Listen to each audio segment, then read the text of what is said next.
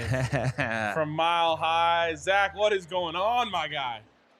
Fellas, you better believe in the Denver Broncos. You better believe in Bo Nix. You better believe in this defense. You better believe in Sean Payton, because this was the statement game that I guess the nation needed to see. Pat Surtain after the game said, man, the people have been sleeping on us. They're awake now. John Franklin Myers and Jonathan Cooper in the Broncos locker room was kind of horrified and disgusted that the Broncos were underdogs going into this game. And the response from Jonathan Franklin Myers was, I bet we're not underdogs next week. And I doubt that people are going to continue to sleep on this team, guys. The best team in the league record-wise, the best team in the league in the clutch, the best team in the league at home, the best team in the league in a winning streak, 11 straight games. And I'll tell you what, the atmosphere in the locker room and in the press conferences after the game was like something that I haven't seen maybe ever covering this team in 10 years. There is so much confidence. And now it can't be to the point of cocky, because this team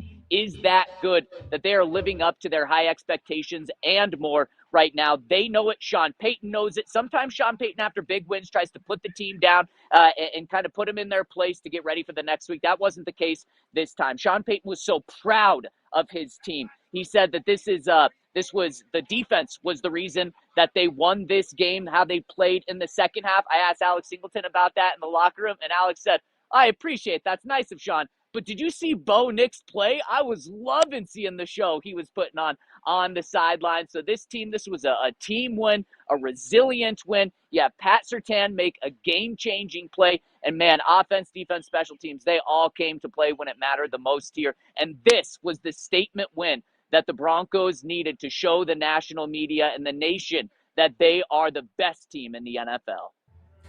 Zach, defense, okay. First half, not really, 200 yards given up to Jordan Love. What did they say changed in the second half and how they were able to shut down the Packers offense? Yeah, just turned it on and came out with guns blazing in the second half, and they were ready to go. And you saw it, and the difference to me was two things. The pass rush was non-existent in the first half.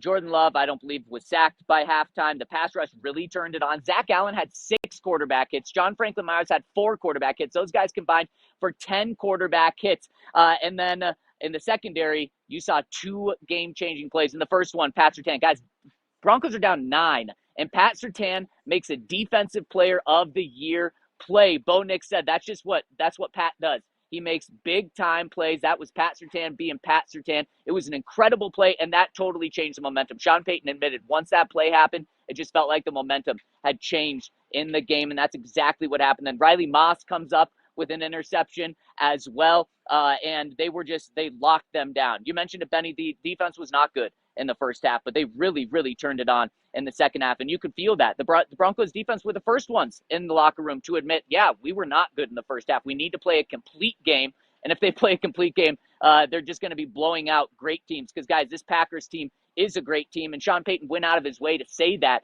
after the game. He said the Packers are going to make a deep playoff run. They're going to be dangerous in the playoffs, and, of course, that makes his team look even better, because they beat them not by 2, not squeaked it out. They beat them by 8 points in this game, and it was just a dominant performance by this defense in the second half, but truly a dominant performance by Bo Nix. He should be in the conversation now for the MVP with the game that he just had, and now the Broncos are 12-2 right now. Jordan Love, guys, Jordan Love was in the conversation for MVP before this game.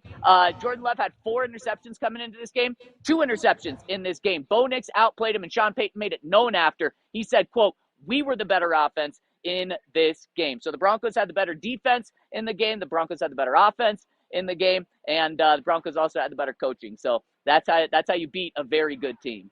Love you, brother, but he's not in the MVP conversation. I don't know. I think he's crawling up in there right now. 4 touchdowns, no interceptions, and what people said was the game incredible that he game, needed bro. to prove it. We can talk about this tomorrow on set.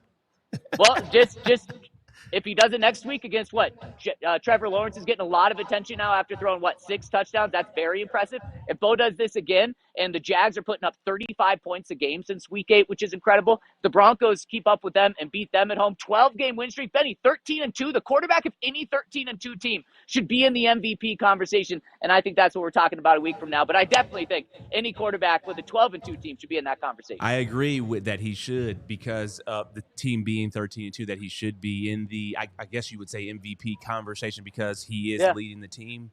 But I also believe that stats really go into it. I mean, stats got to play a part right there. I don't know what Stafford's.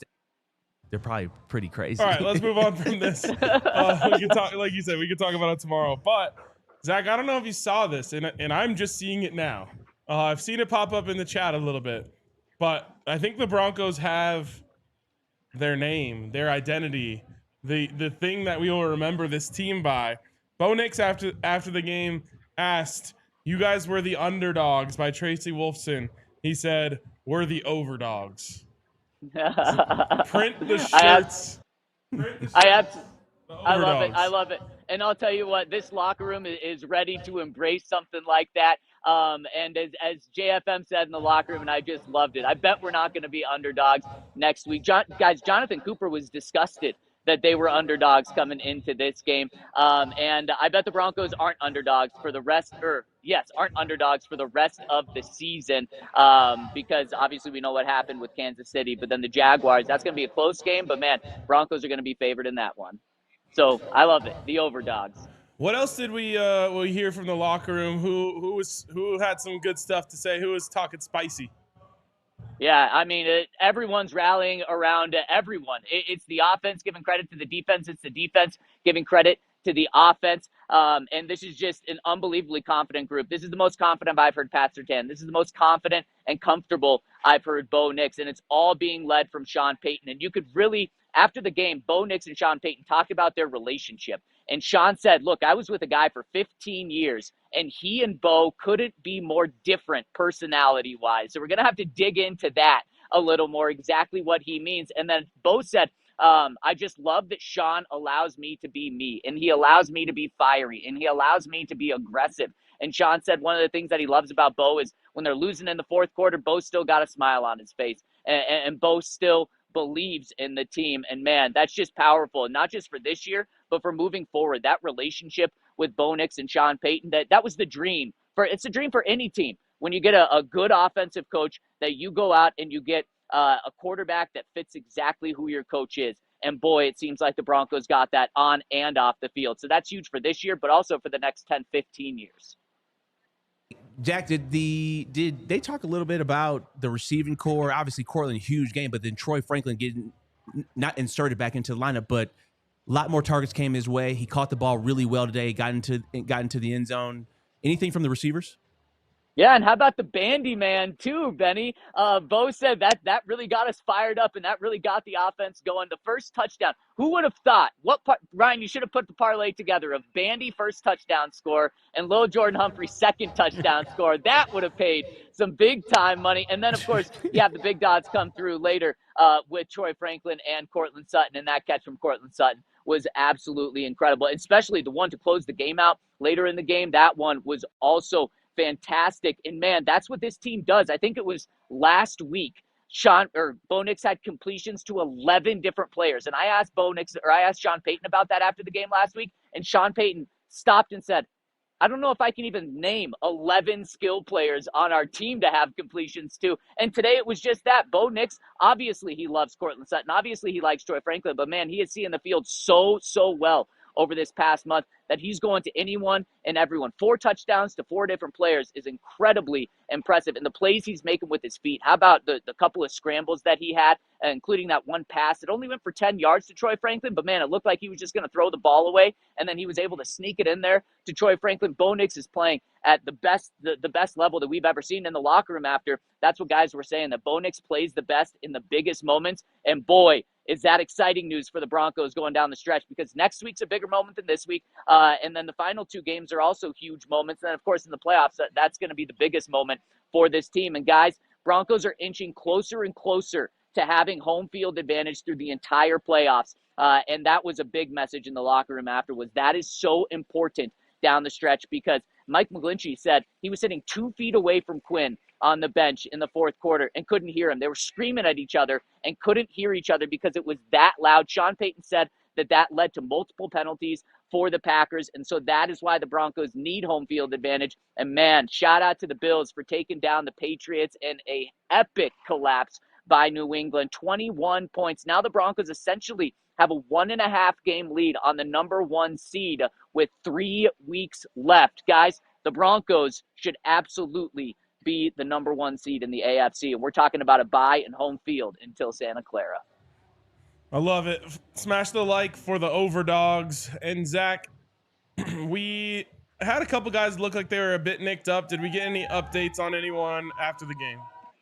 Yeah, no, of course not. But it was good to see Marvin Mims come back in the game. But there are some guys that we're going to be keeping our eyes on. Did not see anyone in the locker room. Obviously, all the attention from injuries in this game is on the other side with Micah Parsons. So no news on the injury front. And honestly, probably won't get news until Wednesday's practice. All right. Zach, great to see you, my brother. Great to see you too, Benny. Even though you don't believe in MVP Bo, that's okay, Benny.